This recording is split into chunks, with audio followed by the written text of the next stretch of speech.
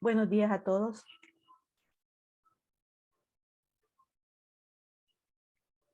Buenos días.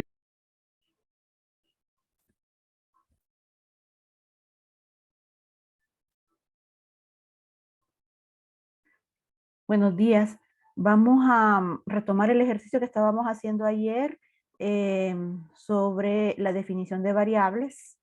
Antes de continuar con el ejercicio, quiero saber si tienen alguna consulta con respecto a lo que vimos ayer. Les recuerdo, lo que vimos ayer es la clasificación de los datos en Java. No terminamos de ver la clasificación porque nos hace falta una categoría, pero vimos lo que son datos primitivos y no primitivos y qué tipos de datos hay en cada una de esas categorías. ¿Tienen alguna consulta con esto?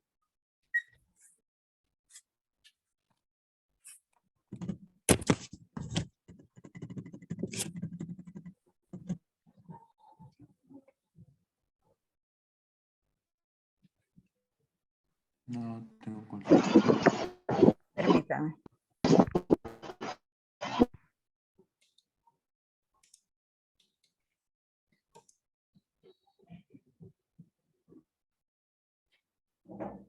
¿No hay consultas con este tema?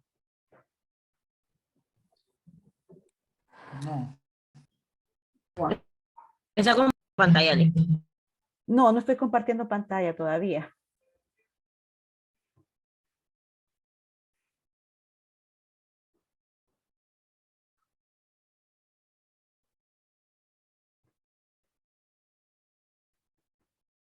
Ok, entonces si no hay consultas con respecto a lo que vimos ayer, vamos a continuar explicando el código del ejercicio. Empezamos a dar ejemplos sobre cómo definir datos y estábamos dando, permítanme, un ejemplo de cada tipo de dato.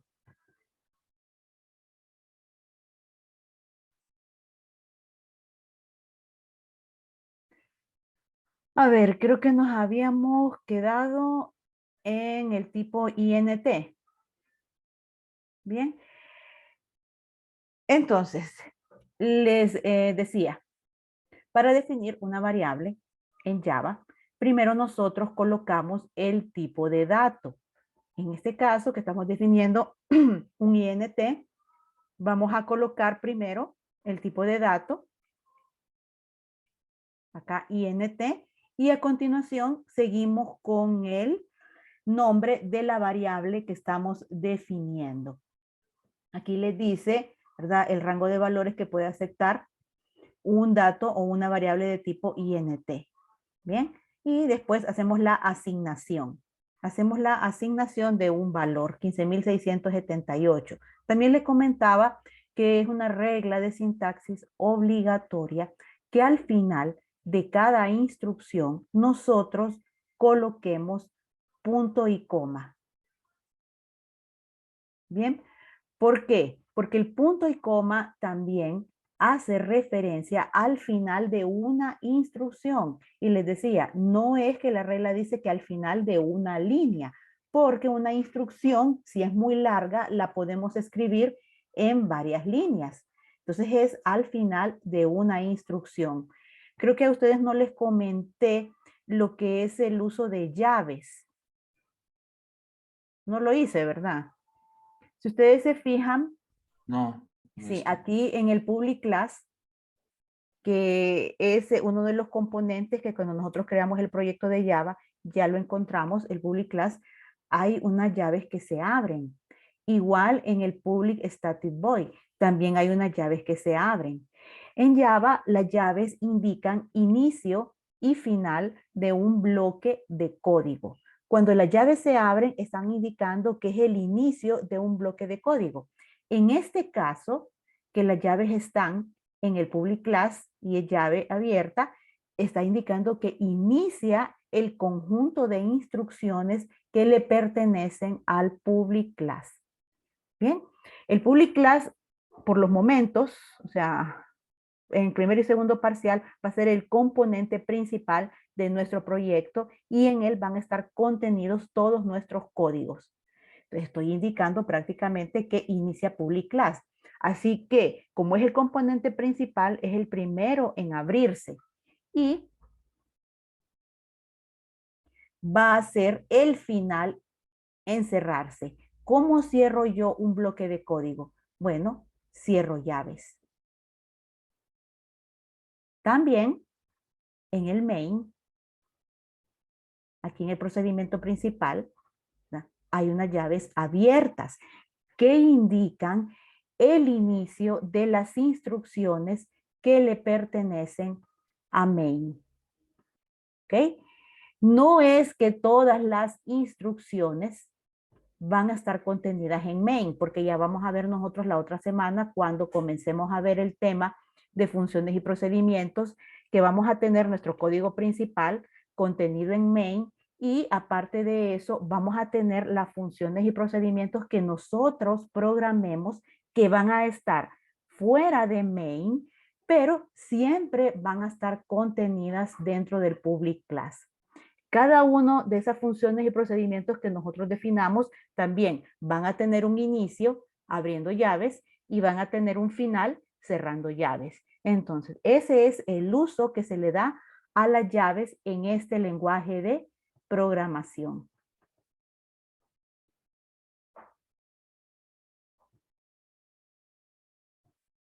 Bien, dicho esto, seguimos. A ver si ustedes recuerdan cuáles son los tipos de datos numéricos enteros que vimos en Java.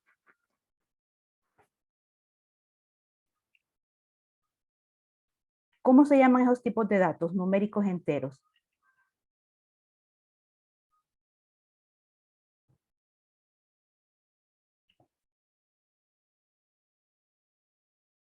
¿Se recuerdan? ¿Cuáles son los tipos de datos enteros en Java?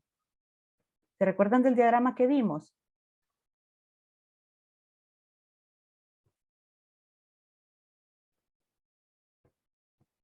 ¿Jóvenes?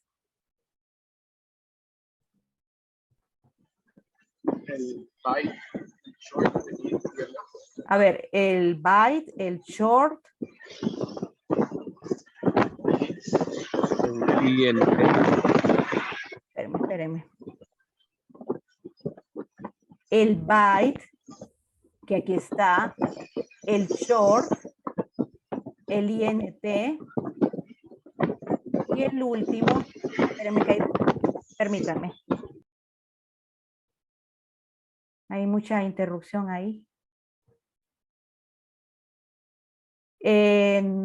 No, o sea, float no es un numérico entero. Los numéricos enteros definidos en Java son el byte,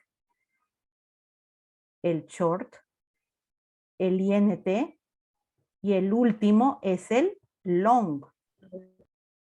Los otros numéricos que se definen acá son numéricos flotantes, o sea, con componente decimal, que es el float y que es el double. Ok, ahí en este bloque acá estoy definiendo todos los numéricos que existen. Estoy dando un ejemplo para cada uno de ellos. Y hay 4 tipos enteros, byte, short, int, long, y 2 tipos reales, float y double. Entonces, long, numérico entero, es el que ocupa más espacio en memoria, ¿verdad? Por lo tanto, se pueden almacenar cantidades mucho más grandes. Y ahí terminamos la definición de lo que son los numéricos enteros. Vamos con los numéricos reales, que son 2, como les decía, float, double. Quiero que nos detengamos acá. Porque la sintaxis para definir las variables va a ser la misma, solo cambia el tipo de dato. La manera de asignar es la misma. El símbolo igual es el que indica símbolo de asignación. O sea que a una variable yo le estoy asignando el valor que está después del símbolo de igual. Fíjense en esta particularidad que tiene el tipo float, porque yo estoy definiendo una variable que se llama num real y a continuación le estoy asignando un dato, que es el que tenemos acá. Pero, ¿qué es lo que tenemos al final de ese número? ¿Qué hay al final de ese número? Un carácter. Hay una letra F. La letra. Una letra F. ¿Y por qué será si este es un tipo de dato numérico? Los datos numéricos no aceptan letras, obviamente. Bueno, esto es una particularidad del lenguaje exclusivamente con el tipo float. Y es que cuando nosotros queremos asignar un valor a una variable de tipo float, tenemos que indicar que ese valor lo tiene que interpretar como float. Y eso lo vamos a hacer colocando la F al final. Bien, estoy diciendo, esta cantidad, por favor, interprétela como un float. Eso significa la F. Porque de lo contrario, jóvenes, si yo no coloco la F, el compilador de Java lo que va a entender es que esta cantidad que yo tengo sombreada es un double. ¿Qué significa esto? Que Java, por omisión, entiende que las cantidades con componente decimal son todas double. Y no es así, ¿verdad? Entonces, para que él entienda que se trata de un float, voy a colocar al final la F. Si yo no hiciera esto, entonces me va a dar un error de compilación porque me va a decir, ah, mire, usted esta cantidad, que es un double, la quiere almacenar en una variable que es un float. Y eso no se puede. Es el error que vimos ayer, incompatibilidad de tipos. ¿Sí? Entonces, para evitar ese error de compilación es obligatorio colocar la F. ¿Sí? Esto solo sucede, como les digo, en este tipo de dato, en el float. Entonces, hay que tener cuidado con eso.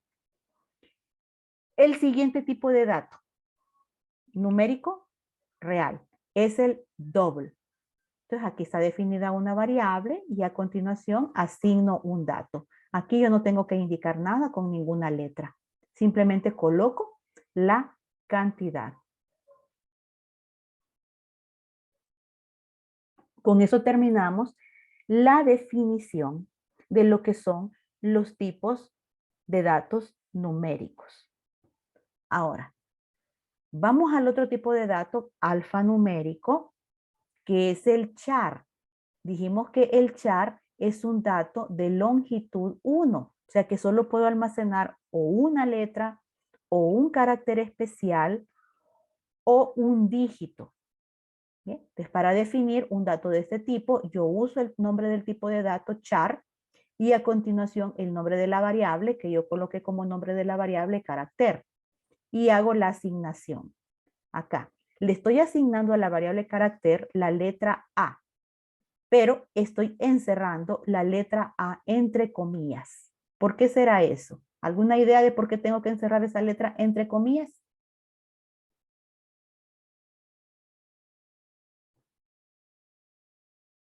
¿Mm? Esto viene de una... No, hay mucha interferencia ahí, no se le escucha nada. O me lo escribe en el chat. ¿Alguien sabe por qué? No es solo con el char, con el tipo char, sino que son con los tipos de datos alfanuméricos, porque el contenido de una variable que es char o que en este caso sería string, hay que delimitarlas. En el caso de Java con comillas. ¿Por qué será?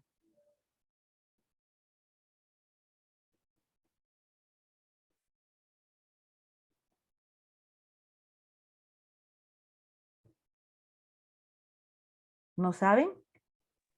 Porque Vamos a sería como de carácter individual. carácter individual. Carácter individual se refiere a que solo es uno, un carácter. Sí, exacto. No. Vamos a ver la pizarra. Fíjense que tenemos dos tipos de datos. Esto es una regla de programación no solo de Java, sino que en cualquier lenguaje. Entonces tenemos dos tipos de datos alfanuméricos acá. Uno que es el char y otro que es el string. Entonces aquí en el char esto es una variable de longitud 1. O sea, que puedo almacenar ahí ejemplos de lo que yo puedo almacenar ahí. Como está ahí en el código, puedo almacenar la letra A. Solo hay un carácter ahí. Otro ejemplo, puedo almacenar un dígito, 5. Otro ejemplo, puedo almacenar un carácter especial, digamos el símbolo de dólar. Y estoy respetando el límite que me da la variable de tipo char, que solo cabe un carácter, ya sea letra, dígito o carácter especial. Pero me voy a ponerlo entre comillas. Lo que pasa es que esto lo estoy colocando como que fuera metodología. Pero en Java son las comillas sencillas.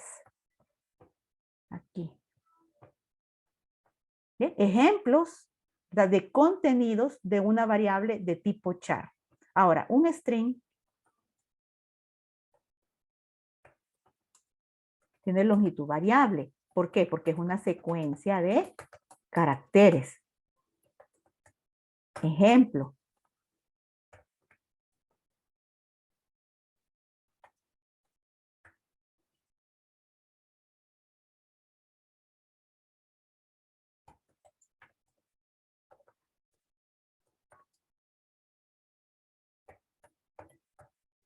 Miren, una secuencia de caracteres. Otro.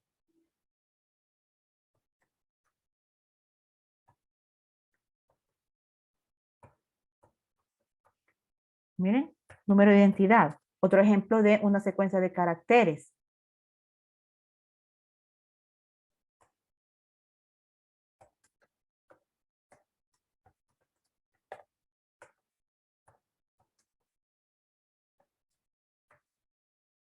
Otro ejemplo de secuencia de caracteres, una dirección. Y de nuevo uso las comillas sencillas. Entonces, todos estos ejemplos son contenidos que pueden estar almacenados en una variable de tipo string. Y los de arriba son contenidos que pueden estar almacenados en una variable de tipo char. Pero todos ellos están delimitados. O sea, yo indico con las comillas sencillas dónde inicia el contenido de la variable y dónde finaliza. Dónde inicia, dónde finaliza. Acá también, dónde inicia, dónde finaliza. Es una regla de programación en cualquier lenguaje que el contenido de una variable alfanumérica sea delimitada. Dependiendo del lenguaje, así va a ser comillas sencillas o comillas dobles. De lo contrario, ¿qué puede pasar? Supongamos que yo tengo en esa variable que tenemos ahí en el programa, que tenemos char y la variable se llama carácter. Entonces vengo yo y le asigno un valor y digo carácter va a ser igual a A, pero no le pongo las comillas sencillas. Entonces, esto lo va a interpretar como que a la variable carácter asígnele el contenido de la variable A.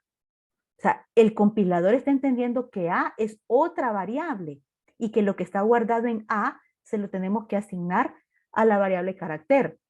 Y eso no es cierto, porque lo que nosotros queremos decir es que guarde en la variable carácter la letra A. Eso es lo que nosotros queremos decir. ¿Ven? Si no ponemos las comillas, lo más probable es que el error que nos dé es que nos diga, pues esta variable no existe. Y es cierto porque no tengo una variable que se llame A. Ese es el error que me vas a dar. Ahora voy a delimitarla. Y en el caso de lo que son los string, que yo podría decir string, ¿verdad? Nombre. Y después voy a asignarle un valor a la variable. A la variable nombre, asígnele y vengo y escribo un nombre de una persona. ¿Mm?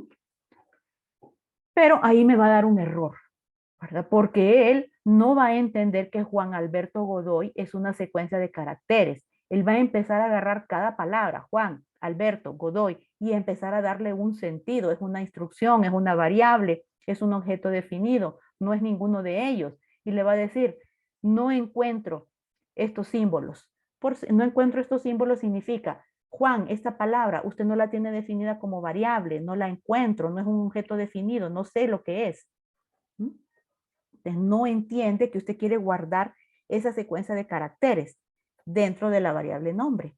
Así que hay que delimitarla. Es obligatorio delimitar la secuencia de caracteres, en el caso de Java, con apóstrofes. ¿Quedó claro? Queda claro.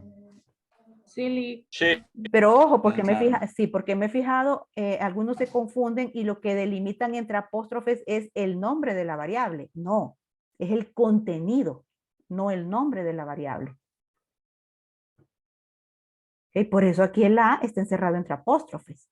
Entonces, es un ejemplo de una asignación de valores a una variable de tipo carácter. Bien, ahora, el siguiente tipo, que es el boolean, pues el tipo lógico, que el tipo boolean solo puede tener dos valores, o es falso o es verdadero. Entonces aquí la variable se llama lógico, es una variable de tipo boolean y a continuación le estoy asignando un valor. Va a tener un valor inicial de falso. Bien, me falta el tipo string, porque como les dije, en los datos que son no primitivos, que está el string y está el array lo vamos a ver, creo que es hasta el segundo parcial. Entonces no vamos a hablar de los arreglos, o sea, de vectores y matrices ahorita. Pero otro dato no primitivo que estaba en el diagrama de ayer son los string o cadenas de caracteres. Solo que para entender la diferencia, voy a entrar a un tema que son las variables de tipo wrapper. Y vamos a emplear la pizarra para explicarlas. Y este tipo de variables no entraron en la categoría de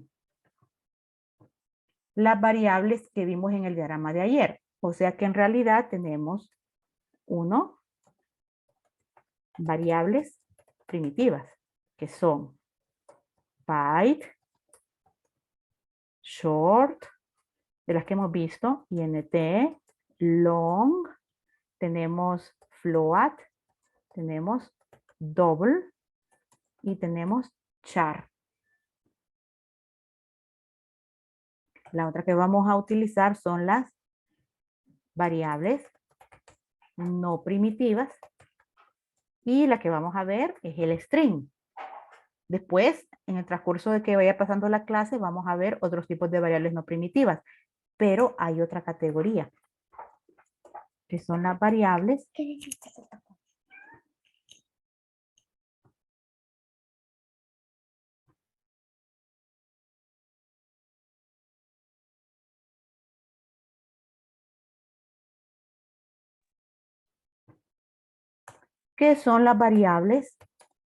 wrapper. Bueno, esta palabra que está en inglés se traduce como envoltorio. O sea, ya vamos a explicar este concepto.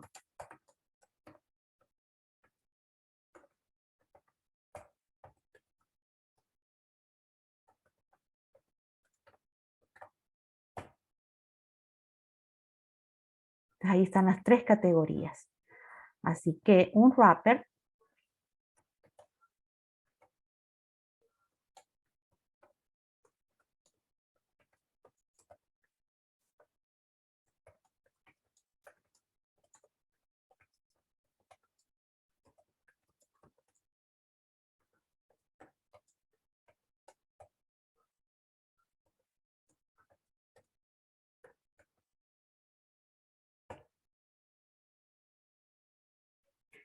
Entonces, como es una variable, el wrapper, ahí también podemos guardar valores. No hay ningún problema, ¿verdad? Pero sirve para algo más que para guardar valores. Bien, este es un tipo de variable que también es capaz de realizar acciones específicas. Bien, estas acciones son variadas. Vamos a ver unas sencillas. Les explico. Supongamos que ustedes tienen este valor. ¿Ese es un número o es un alfanumérico? Número. No, Número.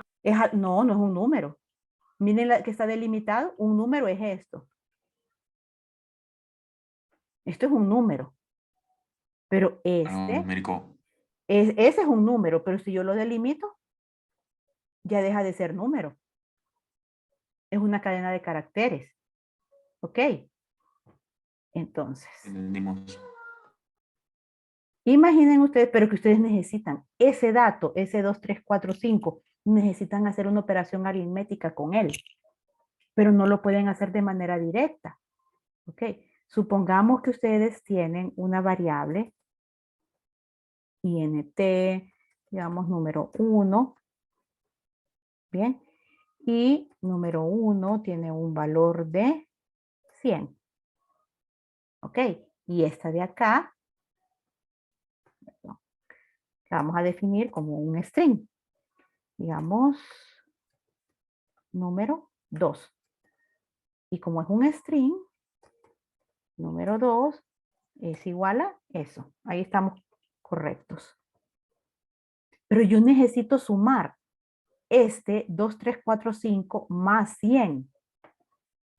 La verdad es que esto se interpreta así. 2, 3, 4, 5 es lo que yo necesito hacer. Más 100.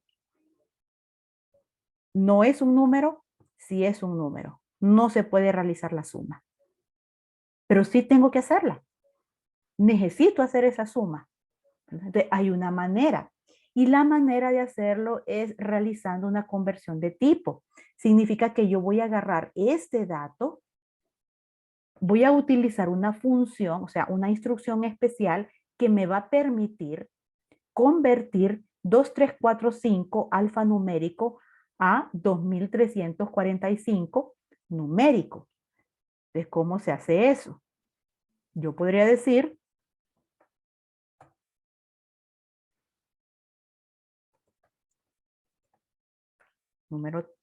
número 3. ¿Bien? Y en lugar de asignarlo directamente, yo voy a decir, ok, voy a convertir entero. INT, recuerden que es el tipo entero. Convertir a entero este valor. Este valor está guardado dentro de la variable número 2. Así que voy a poner el nombre de la variable. O sea, convierta a entero el valor que está contenido dentro de la variable número 2. ¿Qué va a pasar con eso? Cuando yo realice esa función de conversión de tipo, entonces viene, agarra este valor y lo va a interpretar como un INT, como un entero. Por lo tanto, ¿cuál va a ser el valor de número 3 ahora? Cuando se ejecute esta línea de código, ¿cuál es el valor de número 3? 2, 3, 4, 5. 2345. Número. Así que la suma, digamos, vamos a poner otra variable, int suma. De suma es igual. Voy a poner el número 1. Número 1, ¿verdad que sí es un número? Sí. Sí. Ahora, ¿cuál de las dos variables voy a utilizar para sumarle a número 1? Voy a Número utilizar, 3. Número 3. exacto, voy a utilizar número 3. Número 3. Porque esa es la que tiene almacenada la conversión que hice a entero. Número 3. ¿Ok? Las funciones de conversión de tipo son operaciones especiales que están contenidas dentro de variables de tipo wrapper. O sea que si yo defino una variable de tipo wrapper, aparte de poder guardar el valor, también me va a dar acceso a este tipo de funciones para convertir datos. Por eso dice, además de contener valores, también nos proporciona acceso a diferentes operaciones. Son variables que también tienen acceso a código propio de ellas para realizar ciertas operaciones. ¿Cómo identifico yo una variable normal de una variable de tipo wrapper? Es sencillo. Los tipos primitivos, o sea, by, short, int, long, float, double, cada uno tiene su respectivo, su respectiva versión de variable wrapper. Vamos con la primera. Fíjense acá, byte, que fue la primera que vimos, dato primitivo. ¿Cómo está escrito el tipo de dato? Byte. Y ahora acá entramos a la variable wrapper. Fíjense cómo está escrito el tipo de dato ahora. ¿Qué diferencia ven? La mayúscula. Mayúscula. La B. Exacto, la mayúscula. Empieza con mayúscula. Entonces, la diferencia a la hora de definir una variable primitiva de una variable tipo wrapper es que las primitivas, el tipo de datos se escribe todo en minúscula, pero la wrapper, el tipo de datos se escribe la primera letra en mayúscula. NumPeg, le puse la W para que entendamos, que no es obligatorio ponérsela, pero le puse la W para que nosotros apreciemos acá que ya esta variable es un wrapper. ¿Por qué? Byte con B mayúscula. La asignación es igual, ¿verdad? 114 le estoy asignando a la variable. Ok, pero vean esto. Miren, tengo el nombre de la variable, numpegw. Pero junto con ese nombre tengo algo, y esto es una función, toString. Esto significa convertir a string. Y le pertenece a la variable wrapper. O sea que aparte de guardar el 114, también me permite acceder a instrucciones. ¿Qué estoy queriendo decir acá? Bueno, agarre este 114, que es un número entero, y conviértalo a un string. ToString. Entonces, ¿qué va a dar? 114 string. Esto es un ejemplo. Vamos a ir viendo más ejemplos. Lo que yo quiero que ustedes entiendan, ¿verdad? Que el wrapper no solamente sirve para guardar valores. Vamos a ir viendo funciones para ir convirtiendo datos y otros tipos de funciones de este tipo de variables. ¿Ven? Esto es algo que yo no podría hacer con este byte, con este, que es una variable primitiva. Ahí yo solo puedo guardar números. No puedo hacer otra cosa.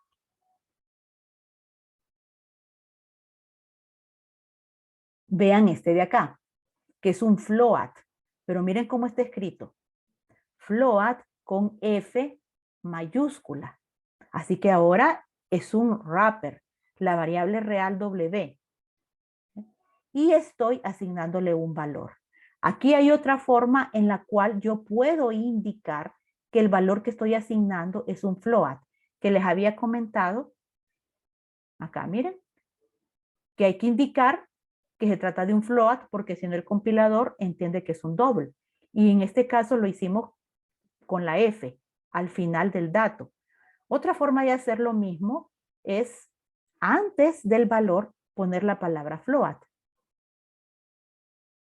Y así entiende que este 123.45 no es un double. Recalco, si yo no lo hago, el compilador va a entender que 123.45 es un double. Y va a decir, usted no puede almacenar un double en la variable que está definida como float. Yo le tengo que indicar que se trata de un float, ya sea antecediendo la palabra float o colocando la F al final del valor que quiero guardar. Bien, al ser un wrapper, real W, miren lo que hay aquí. Analicémoslo. ¿Qué tengo? Dice real W, el nombre de la variable, punto, y tiene asociado una instrucción.